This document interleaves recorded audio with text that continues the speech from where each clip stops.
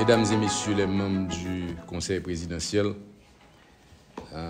distingués invités en vos grades, titres et qualités, tout protocole respecté, c'est avec plaisir que je réponds à l'invitation d'ouvrir les débats à travers un propos liminaire de 5 minutes.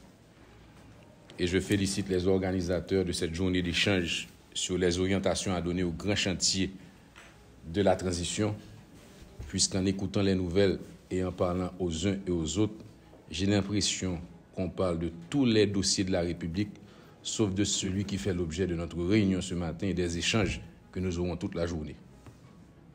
Une conférence nationale et une révision constitutionnelle. Il y a 5 grands chantiers à la transition, dont un qui constitue un seul et même thème. Conférence nationale et questions constitutionnelles. Pour mener à bien ce chantier, et on n'en a pas assez parlé ce matin, il faut dire d'abord et avant tout que les autorités de la transition ont publié, en date du 19 juillet 2024, un décret portant création, organisation et fonctionnement de la conférence nationale. La conférence nationale étant ici compris comme un espace de dialogue organisé, visant à recueillir les opinions, les avis, les recommandations des secteurs organisés de la vie nationale, ceci pour produire un document le plus consensuel que possible sur un nouveau projet de société pour Haïti, notamment à partir d'une révision constitutionnelle. Je salue ici la sagacité intellectuelle de mon voisin de droite, le doyen Pierre-Louis, qui a noté dans l'appellation « question constitutionnelle » une volonté de la part de ceux qui ont rédigé, du moins l'accord du 3 avril, pour une transition pacifique et ordonnée, de laisser ouvert la conclusion qui sortirait d'une conférence nationale. Mais j'anticipe aussi qu'il y a une réponse à cette interrogation à travers le décret qui est sorti, celui du 19 juillet, qui décline le processus et les objectifs à suivre mon arrivée à une réforme constitutionnelle.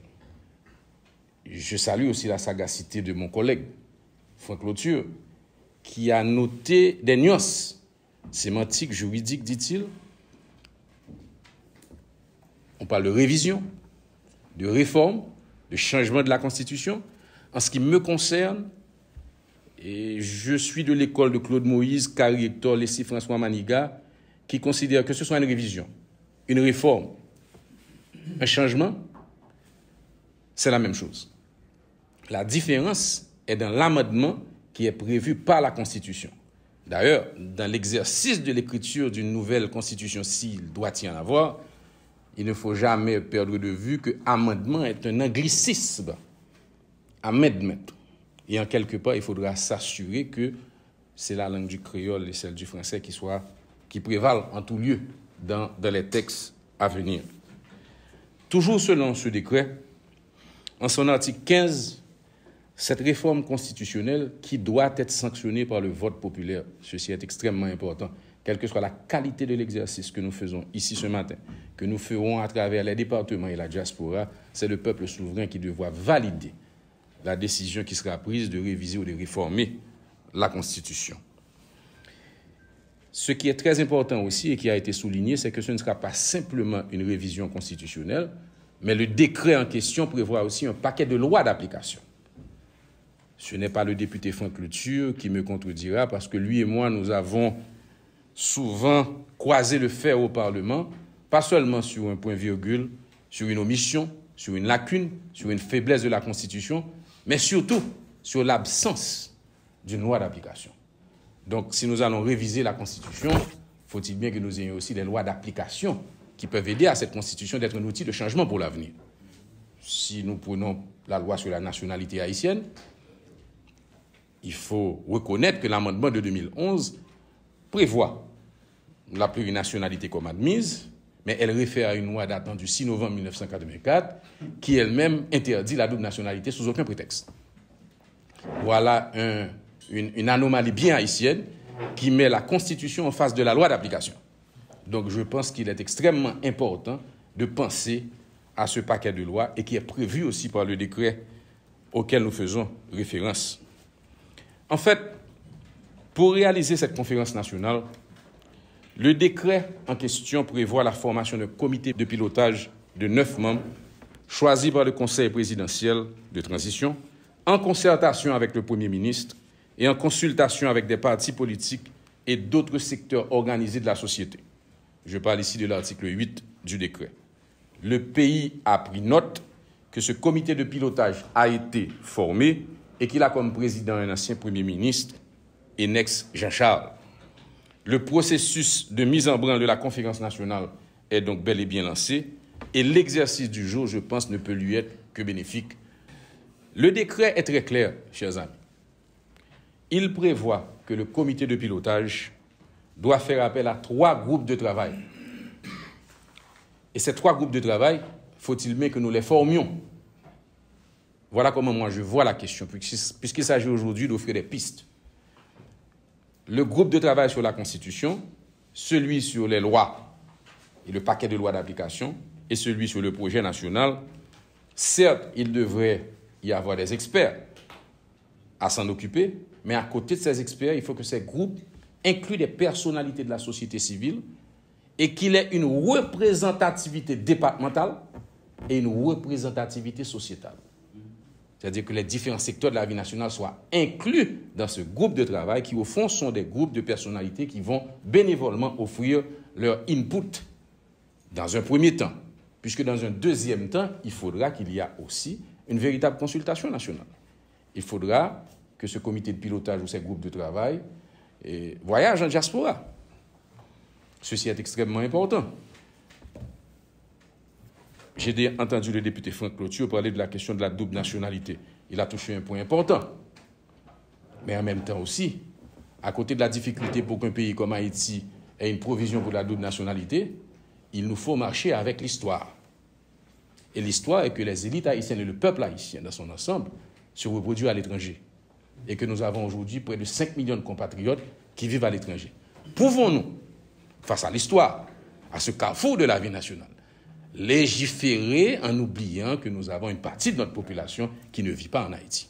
Je pose la question, et ici le député Franck Cloture, l'un des meilleurs de la 50e, a déjà engagé un débat qui va s'annoncer animé et intéressant dans les mois à venir.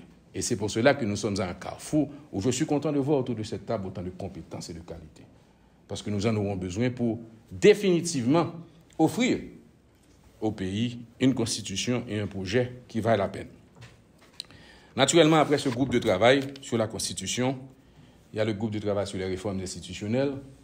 Le ministre Casimir est là, il y a des éminents juristes qui sont là, et je suis sûr que nous avons la qualité, la compétence, je vois le professeur Lorvilliers, pour faire et pour laisser un paquet de lois qui peuvent aussi être un héritage. Il y a un butin de guerre, cette guerre qu'est la transition que nous vivons aujourd'hui. Et le groupe de travail sur le nouveau projet de société pour Haïti, en quelque part, une constitution, elle est aussi un projet de société, à partir du moment qu'on puisse en lire le préambule. Le préambule définit le contrat social, et à partir de ce préambule, très naturellement, normalement, nous pourrons construire un narratif sur le projet national. Et je vais conclure pour dire qu'il y a une littérature savante sur la question constitutionnelle en Haïti. Il y a des livres de référence de Montferry-Dorval, de Mirland Maniga, de Claude Moïse. Il y a les travaux de la chaire Louis-Joseph Janvier sur le constitutionnalisme haïtien de l'université Quisqueya. Et je me réjouis que sous votre initiative, il y a une chaire aussi qui porte le nom de Maître Dorval, qui va travailler aussi sur la question. Donc il y a autant de littérature à laquelle on va devoir se référer pour un travail de qualité. Mais je dirais, et je m'excuse de plaider un peu pour ma chapelle, qu'il y a aussi 3 rapports d'État qui sont importants à consulter et qui doivent servir de rampe de lancement à cet effort.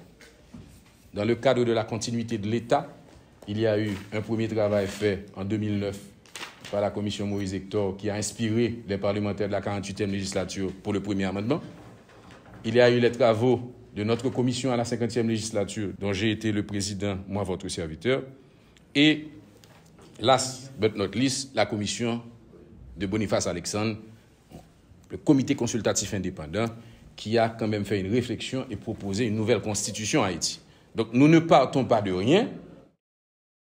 Voilà, messieurs, mesdames, les conseillers présidents, les distingués invités, M. Caleb Boutius, l'essence, je dirais même l'essentiel de mes propos, qui, je pense, pourront orienter les travaux du chantier conférence nationale et questions constitutionnelles, mais surtout le débat qui va suivre, qui s'annonce très intéressant.